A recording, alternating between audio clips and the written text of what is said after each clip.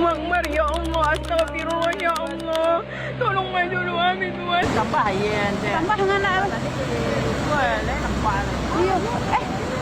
Berarti kencang kemari ya iya kan?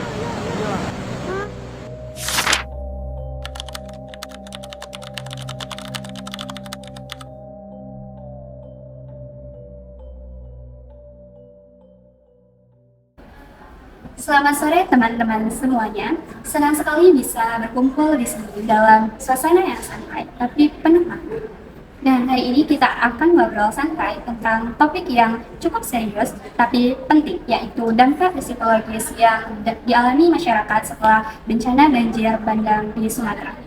Sebelumnya kami turut berduka cita sedalam-dalamnya atas bencana yang menimpa di Sumatera dan untuk korban-korbannya.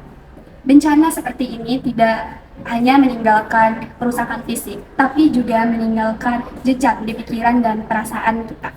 Mungkin sebagian dari kita pernah merasakan cemas atau takut saat melihat banjir atau berita tentang bencana. Nah, lewat talk show ini, kita akan mencoba memahami perasaan-perasaan itu dan bagaimana cara masyarakat menghadapi dampak psikologisnya.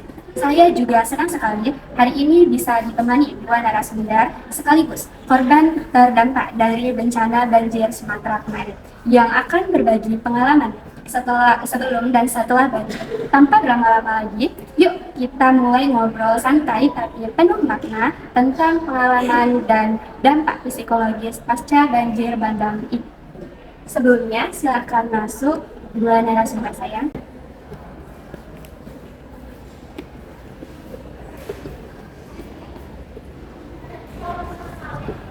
Terima kasih telah hadir. Sebelumnya, silakan minum yang sudah disediakan ya. Terima kasih.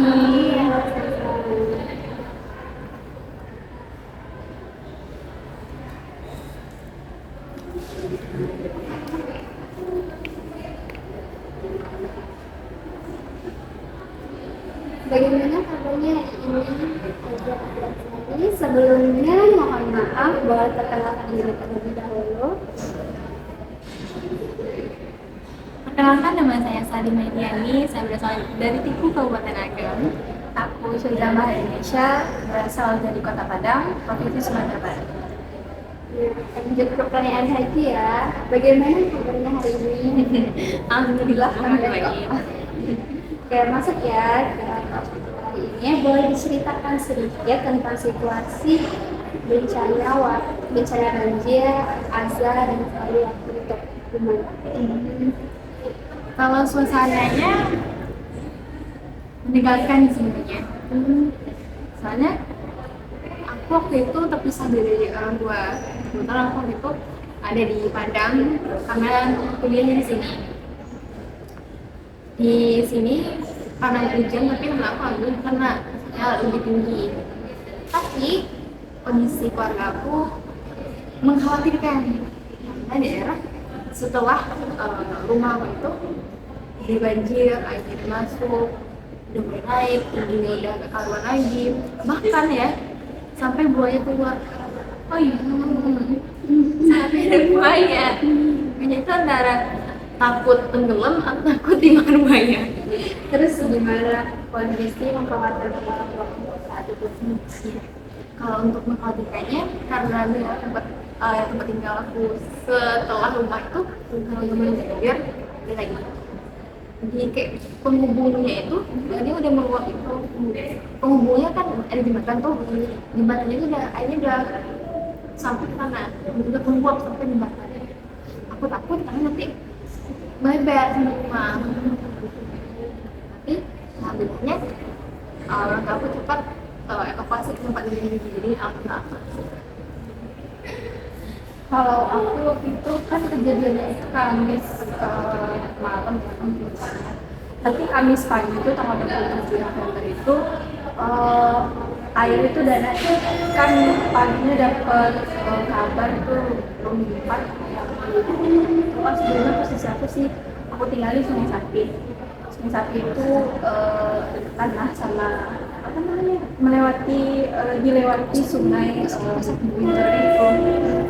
Jadi waktu itu aku udah pagi-pagi itu mungkin sekitar jam 11 itu air udah naik kan. Air itu kencang. Kami nggak ada hujan waktu itu. Cuman air itu udah naik. Kemudian udah sampai karpet aku, rumah aku lumayan tinggi gitu kan. Udah sampai ke karpet aku banjir. Padahal nggak ada hujan. Biasanya kami kayak kebanjiran gitu kalau ada hujan. Tapi waktu itu pagi itu nggak ada hujan. Terus soalnya dari informasi di Infosumber ada informasi ternyata di Unipar itu udah luar biasa gitu kan, banjirnya kayak air bah gitu. Suami awalnya aku takut kan sama keluarga aku kan dia sama papa sama mama, jadi kita udah ketakutan tapi kita masih belum tenang kan. Kita mulai tadi itu naik-naikin barang ke bawah kayak TV, freezer, sofa, karpet kayak gitu dinaikin ke atas semuanya kan, kasur, kain-kain, terus habis itu tapi alhamdulillahnya pagi itu air yang deras kayak semua itu nggak masuk ke dalam rumah karena rumah aku ada mungkin kan hampir masuk aja, tapi masuk airnya itu waktu malam jam 1 ke jam 12 itu masuk ke dalam rumah udah kayak air semua gitu dan tinggalin lumpur. Itulah kondisi rumahnya ya, barang-barang di atas semua. Alhamdulillah ya. Waktu banjir berlangsung, apa pikiran pertama kali yang muncul di kepala Azza dan Zaid? Kalau pikiran pertama kali itu panik. Panik ya? Iya, pasti panik. Sebenarnya nggak pernah ada kejadian kayak ini, tapi sekalinya ada, ini mau ngapain? Panik. Bahkan aku sebenarnya udah sering tiap akhir tahun Desember, karena curah hujan memang kalau di Desember itu curah hujan tinggi kan, jadi memang selalu air sungai itu meluap, tapi airnya jernih dan nggak sederas itu. Tapi air itu semuanya dapat semua, jadi pas masuk air tinggal dilumpurkan. Beresnya susah sampai sekarang, jalan di depan rumah aku itu masih berlumpur. Dan licin. Selanjutnya, apakah saat itu muncul pikiran negatif tertentu, misalnya merasa tidak berdaya atau kehilangan diri? Iya, kami takut kehilangan orang tua. Iya, apalagi kayak kan ada orang lain, bukan di pandangan dari tapi di alam, di acaranya yang makan korban ya, sunatan bayan biasa beneran. Kami kan walaupun cuma dengar cerita, tapi kan kami tetap merasa ya gimana ya nanti gimana kalau ada iya amannya keluarga kami aman, tapi hujannya nggak berhenti. Nah itu sebenarnya Berpikir iya ya. benar-benar. Sebelumnya aku boleh lepas kayak gini dulu ya. Nggak panas ya di sini. Sini dia.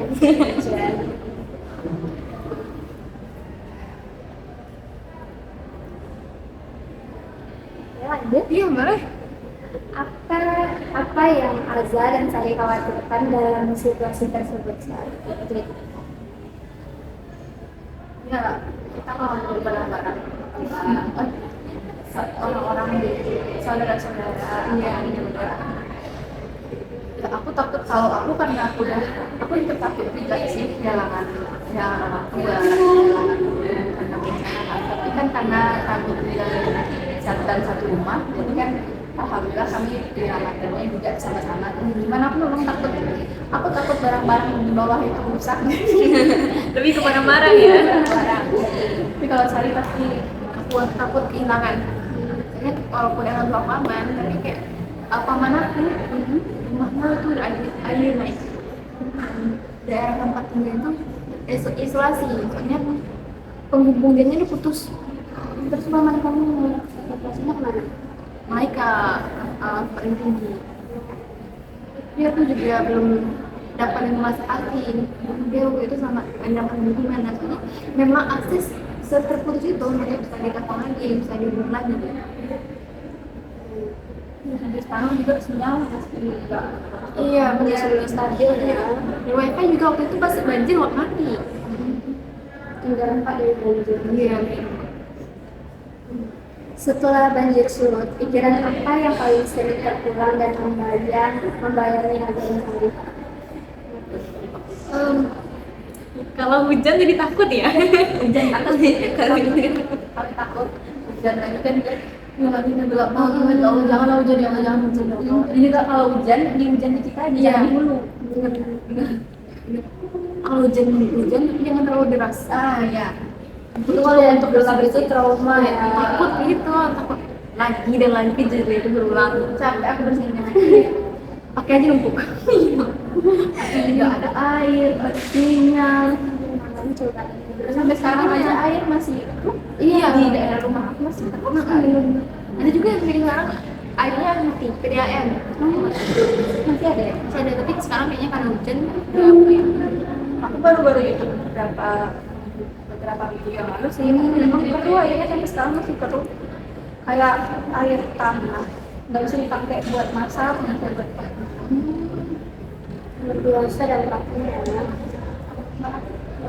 Apakah ada perubahan cara Azza dan Sari melihat lingkungan atau hidup setelah kejadian itu? Perubahannya banyak sih ya. Lebih bersyukur. ya bersyukur. Tapi sebenarnya janganlah buang sampah sembarangan. Yang kedua, jangan menebang hutan. Sebenarnya kan yang menebang hutan ini kan bukan kami rakyat kecil, tapi orang-orang yang berkuasa. Oknum ya. Janganlah kalau yang apalagi menebang hutan boleh, tapi lakukanlah regulasi. Kemudian pas menebang pun jangan lagi ibu-ibu. Menebangnya jangan terlalu malam banget. Iya, janganlah terlalu malam menebang. Soalnya kan Tuhan itu tumbuhnya, hidupnya butuh waktu ratusan tahun untuk gede kan. Terus dipotong gitu aja, Dalam waktu sejam itu udah habis kan potong. diganti sama Sawit. sawit. Pohon yang lain yang nggak bisa menampung air. Jadi dia ketika hujan terjadi badai dulu, tanah-tanahnya tidak tertampung, air tidak tertampung, ya turun ke bawah ke pemukiman orang-orang, kami yang kena dampak. Akar sawit itu kan juga nggak terlalu kuat kan. Lebih kuat akar-akar yang pohon yang lebih besar itu kan tunggang nggak sih? Tunggang. Kan lebih kuat. Ya semoga ya. Ada usulan ya? Iya. Harus pemerintah juga harus masyarakat harus Iya. dengan pentingnya menjaga hutan dan di Soalnya dampak Memang luar luar biasa sekarang. Lanjut ya, apa yang biasanya Azza dan Sari katakan pada diri sendiri untuk tetap kuat setelah kejadian itu? Kalau aku sendiri ini akan berlalu. Yang berlalu, fokus ke apa yang bisa kita lakukan. tapi Iya, aku bisa selamatkan. Soalnya kalau dipikir-pikir aku waktu itu kayak karena memang orang tuh nggak bisa dihubungin, keluarga nggak bisa dihubungin, paniknya nggak karuan. Sumpah, aku itu panik banget. Udah mulai, sampai kan aku kan ada teman kamar kan, kami naik bareng. Dia keluarganya juga ada cowok kan juga Pak Leparto. Iya, kami takut dan dia sebenarnya orang tuanya di Jambi. Dia juga baru pertama kali ini dapat bencana. Jambi kan nggak ada laut. ya Iya. alhamdulillah kan jarang Ya, orang tuanya khawatir banget. Makanya dia disuruh, ibunya kan apa tuh, kayak tiap satu jam kali dia pasang kayak pasti nelfon gitu. Khawatir ya? Karena dia anak satunya yang perempuan. Kan disuruh dijemput, apanya ada di Bandung, disuruh jemput ke Padang naik pesawat. Iya, kayak so sweet banget. saking khawatirnya Khawatirnya. Ya nggak jadi, karena kan kalau walaupun pakai pesawat tuh nggak mungkin bisa pergi, karena kan biasanya nggak mungkin kan. kalau aku ya ini pasti ya namanya harta itu titipan, apapun yang diberikan yang kita dapat sekarang diberikan sama Allah itu bakal juga Alhamdulillah aja dampak yang aku rasain nggak terlalu apa namanya parah-parah.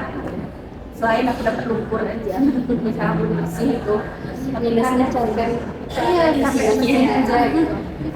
Tapi memang ya aku waktu mau bersihin itu kan sebenarnya airnya itu sebentar singgah di rumah aku itu sebentar cuman ya karena ninggalin lumpur itu jadi pas pagi-paginya kita kan sama mama sama papa sama kakak sama adik di atas kan di atas kita untuk membawa ya Allah lumpurnya licin capek air nggak ada api yang iya air mandi terus habis itu ya salah satunya hal yang buat kami buat ya udah nggak apa-apa beresin aja nggak apa-apa ini katanya ada yang lebih parah daripada kami Orang biasanya sampai kehilangan nyawa iya sampai kehilangan keluarganya kehilangan rumah tapi cuma masih ini artinya harta aja ya. tapi aku nggak kehilangan apa-apa juga sih cuma memang bersihnya itu ya aku masih ada yang lebih parah semangat ya. Apakah ada pikiran positif atau harapan yang membantu Azza dan Sari untuk melewati masa sulit? Kalau yang hal positifnya yang buat aku jadi kuat karena masih bisa membawa orang tua, masih tahu orang tua aman aja. Dan sebenarnya walaupun rumah aku kena, tapi kebun aku kena. Ya, aku bercabai. Emang cabai. Terus gambar ini Yang apa ya? Biasanya ya kalau kayak satu minggu cabai aku bisa panen kayak 100 kilo. Tapi setelah banjir ini kayak masih 6 kilo paling banyak. Ya kayak drastis banget. iya. Kerugiannya luar biasa. Iya. Kayak ya Mau gimana lagi ya? tapi untuk aku juga nyemangatin karena cuma harta. Semoga kedepannya lebih berlimpah rezeki ada dan iya ada gantinya. Bisa diganti yang jadi lebih ya. Amin. kalau aku ya karena aku kan masih sama-sama masih satu keluarga aku juga nggak alhamdulillah nggak kenapa-napa keluarga ya itulah yang membuat aku kuat positif karena masih nggak tetangga juga kena apa semuanya masih ada lebih parah daripada kita Enggak kita sendiri yang kena kok. iya Tapi pemerintah nggak kena.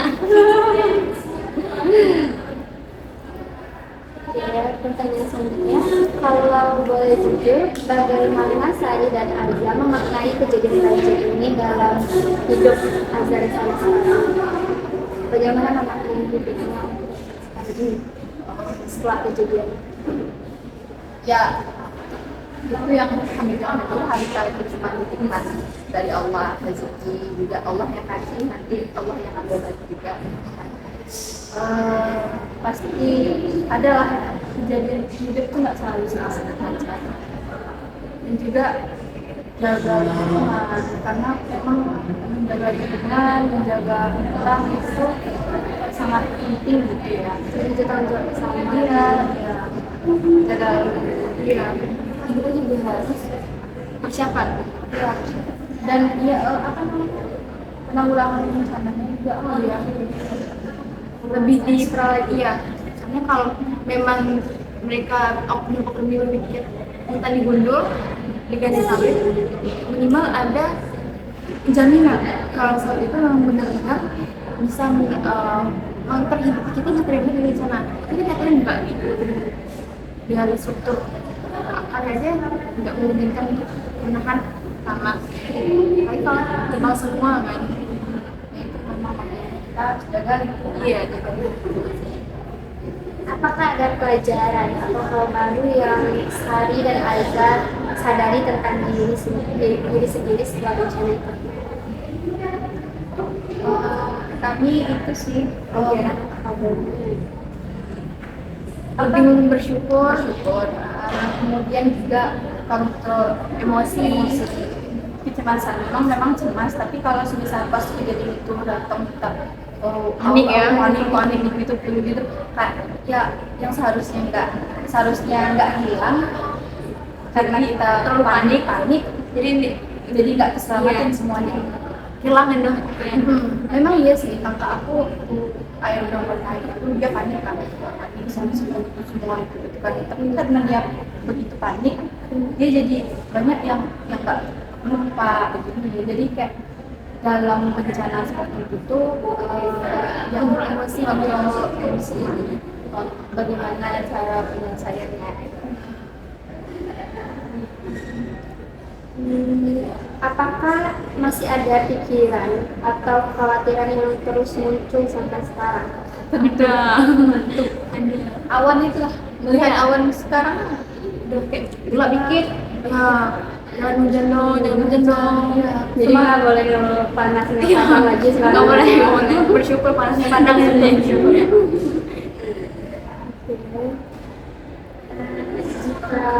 Jika boleh berharap, apa hal yang paling Azza dan Sari inginkan untuk masa depan setelah mengalami hal ini?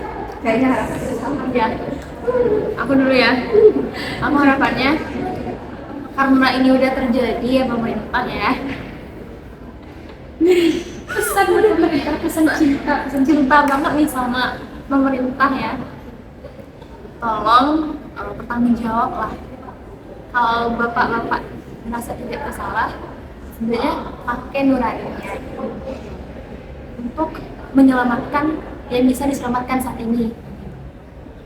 Kalau rumahnya hancur, sekarang memang udah ada pembangunan buat rumah ya,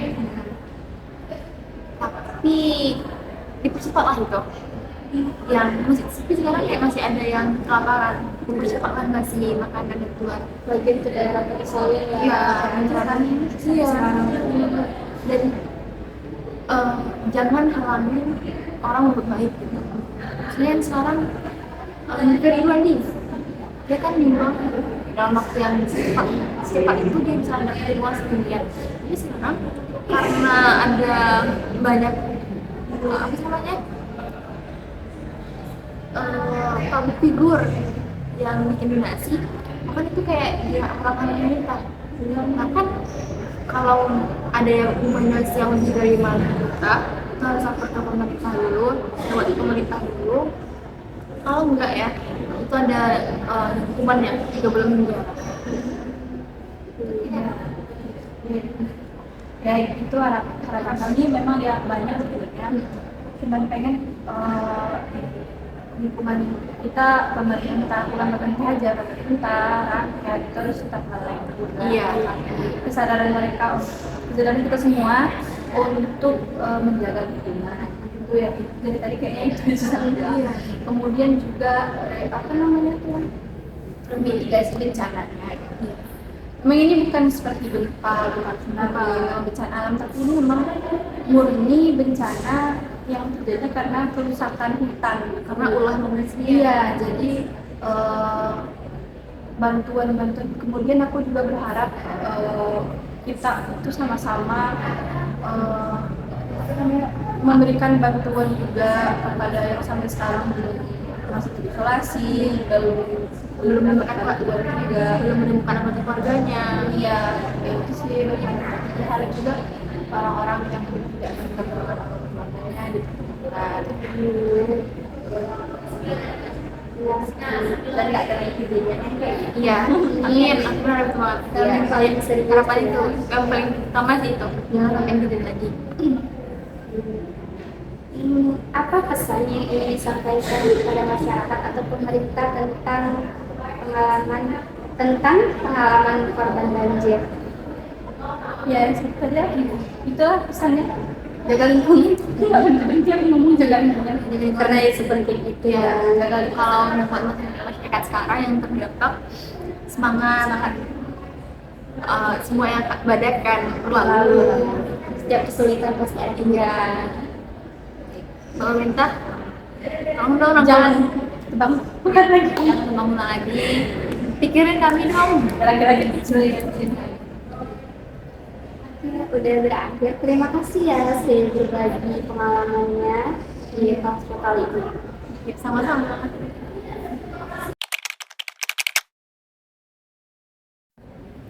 Dari kejadian ini dapat disimpulkan bahwa kerusakan lingkungan sangat berdampak bagi keberlangsungan makhluk hidup karena mereka tidak hanya kehilangan harta benda tapi juga berpengaruh pada psikologis mereka. Kejadian ini meninggalkan trauma mendalam bagi korban bencana.